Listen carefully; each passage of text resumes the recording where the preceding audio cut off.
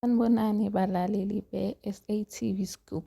Namuhla sibuka iziqephu zakamuva zama-show eniwathandayo. Lapho izimfihlo, uthando nezigameko ezingalindelekile ziyavela. Ngubani ozophumelela? Masibone. Uzinzisa ukuthi uhlaselekile ukuze athole uzwelo lukaNandini, kodwa uKhonali ukhathazekile ukuthi yini engabuyi kuye. UNandini ushiya ngokufihlekile, okwenza uMawulu acabange ukuba aze amangale lapho uNandini eqeda konke noRashdeep unomphela.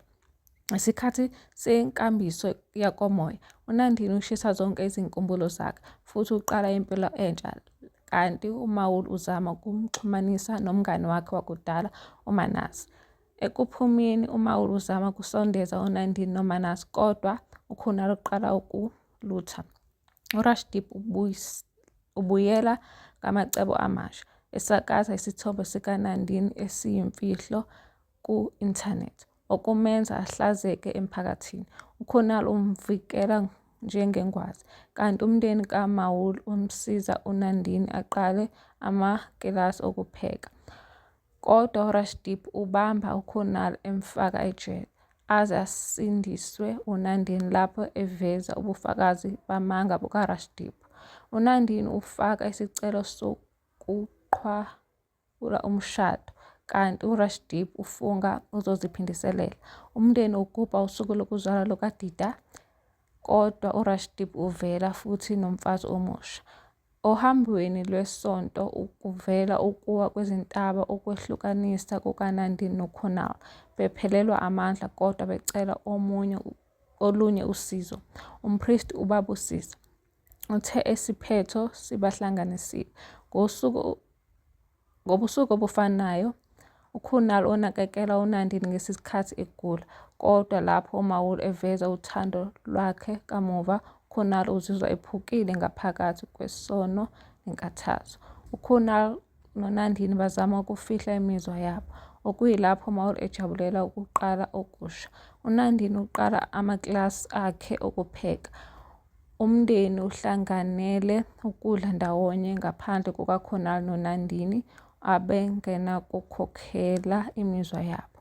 uKhonali uqala ukugwema uNandini, kodwa isiphetho siyabafaka ndawonye lapho ubhuloho liwa eduze kwasesibhedlela sakhe. Ubiza uNandini ukuze ayiduduze, futhi lapho ebuya ephelele bayagaxelana ngokujabula baze bamangale lapho uMawulu engena.